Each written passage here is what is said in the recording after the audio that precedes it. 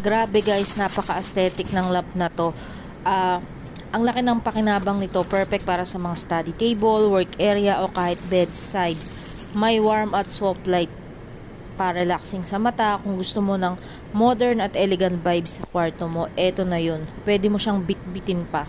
So ayan guys, meron siyang manual, meron siyang charger at ayan, ikakabit ko nga siya dito. Yan, sa part na yan. Tapos, ayan, pwede mo siyang, imamagnet mo lang siya. Ganyan, pwede mo siyang maliko-liko.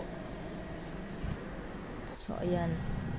Ayan yung on-off niya. Kailangan naka-on siya para mag-sindi to.